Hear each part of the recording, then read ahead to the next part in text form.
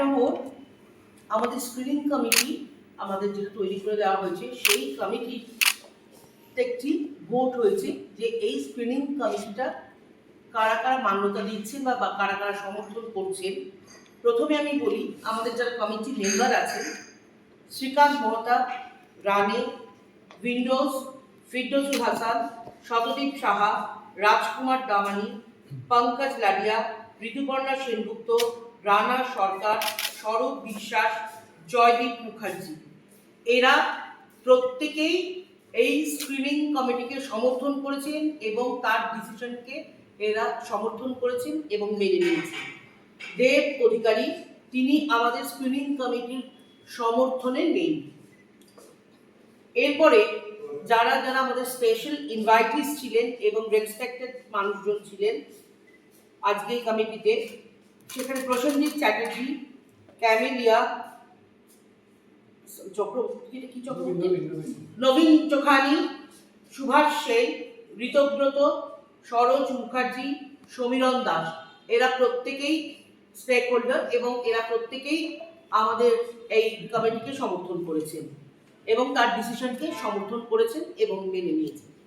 আপনারা জানেন না এবং অবগতও আছেন, বাংলা ইন্ডাস্ট্রিতে এমনভাবে এই সোশ্যাল মিডিয়ায় বিভিন্ন রকম সংবাদ এবং বিভিন্ন রকম পোস্ট এবং রিসেন্ট কিছু ঘটনা, যে ঘটনাগুলি ঘটেছে, এই কমিটি এবং আমাদের যারা ইনভাইটিসরা আছেন তারা তীব্র ধিক্কার জানাচ্ছে। তার মধ্যে একটি উল্লেখযোগ্য জায়গা হচ্ছে যে যখন শিবপ্রসাদের ছবি রিলিজ হয়েছিল, সেখানে তার স্ত্রী জিনিয়ার সম্বন্ধে বিভিন্ন রকম কুমন্তব্য করা হয়েছিল।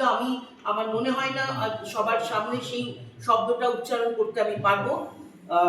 সেই শব্দটাকে আমরা পুরো কমিটি ধিক্কার জানাই এবং নবীনা সিনেমা হলের সামনে ছবি রিলিজ করা নিয়ে যে গেট লাগানো নিয়ে যে সমস্যা হয়েছিল বা তার পরিপ্রেক্ষিতে যে কথা হয়েছিল এবং তারপরেও কিছু লোকজন পাঠিয়ে নবীনা হলের কাউন্টারটাকে ব্লক করা হয়েছিল, সেখানে নানান রকম মন্তব্য করা হচ্ছিল, সেগুলো সোশ্যাল মিডিয়াতে সমস্ত কিছু আছে, সেইগুলোর আমরা তীব্র ধিক্কার জানাচ্ছি আমাদের টোটাল কমিটি সবাই মিলে।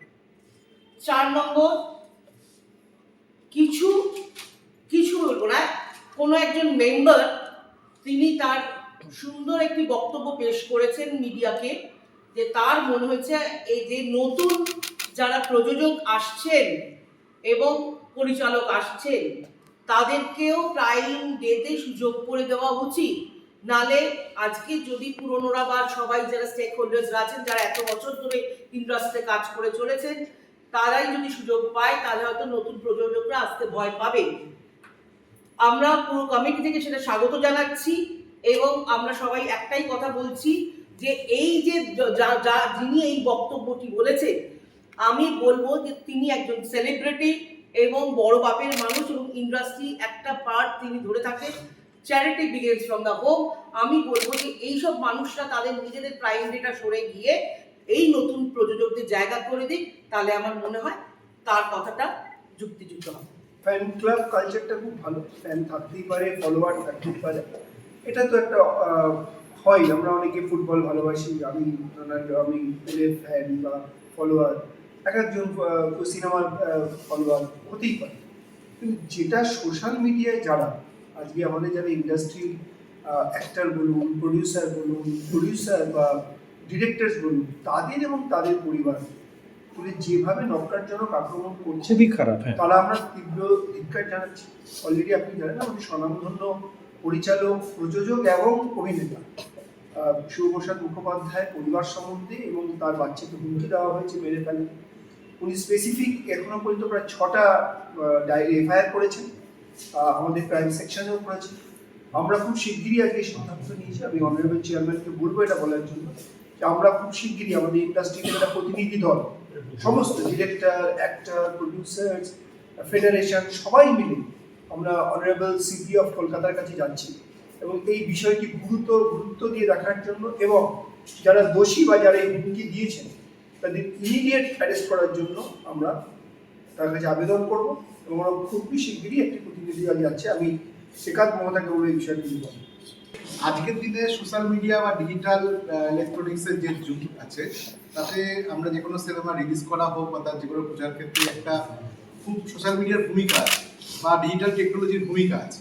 কিন্তু সেইটা ইউজ করতে গিয়ে আমাদের ভালোও হচ্ছে, কিন্তু আমরা দেখছি যে কিছু টার্গেট করে নেওয়া হচ্ছে কিছু কিছু জায়গায়, সেটা সোশ্যাল মিডিয়াতেই হোক বা কোনো ক্ষেত্রে হয়তো কিছু ডিজিটাল টেকনোলজি ইউজ করে কিছু সাইবার ক্রাইম করা হচ্ছে, যেগুলো সিনেমার নাম তার তার হচ্ছে গুডউইল নষ্ট করার জন্য যথেষ্ট, সেটা একটা ক্রাইম।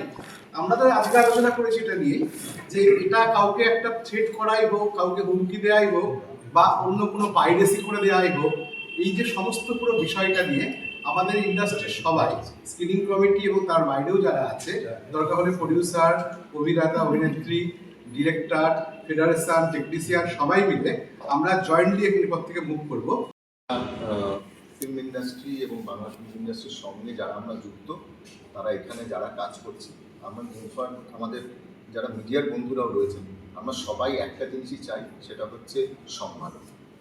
এই সম্মানটাই আমাদের কাছে কাম। আজকে একজন হল মালিক তার হলের সম্মান চায়, একজন পরিচালক সেই সম্মান পায়, একজন শিল্পী যদি কোনো হিরো তার সিনেমা রিলিজ করতে যাচ্ছেন, তাকে নিয়ে তির্যক মন্তব্য, কোনো অভিনেতা তাকে নিয়ে তির্যক মন্তব্য, যদি একই দিনে কারোর ছবি মুক্তি পাচ্ছে, যাদের ছবি মুক্তি পাচ্ছে তাদের পরিবারকে কেন্দ্র করে আক্রমণ, এবং ছবি মুক্তির বিষয় যখনই আসছে তাদেরকে আক্রমণ, এটা বোধহয় বাংলা ফিল্ম ইন্ডাস্ট্রিতে ছিল না। এবং এইটাতে যেটা সমস্যা হচ্ছে যে আমরা আমাদের ফিল্ম ইন্ডাস্ট্রির চেহারাটাকে যেখানে সামনে নিয়ে আসছি, এটা কিন্তু আমাদের চেহারা নয়। তো আমার মনে হয় যে কোথাও এটা আমাদের সবার এমন একটা জায়গা আসা উচিত যে আমরা সবাই এটাকে সবার পাশে থাকতে হয়। আজকে যেমন দেব, জিৎ, প্রসেনজিৎ, এরপরে আমরা বনি, অঙ্কুশ এবং সোহম, আরো যারা আবির, যারা যারা আছেন তাদেরকেও আমাদের একটা জায়গা দিতে হবে। অবভিয়াসলি তারা প্রত্যেকেই যাতে সমবন্টন পায়, সেটা নিয়ে আমরা এই কমিটি কাজ করছি।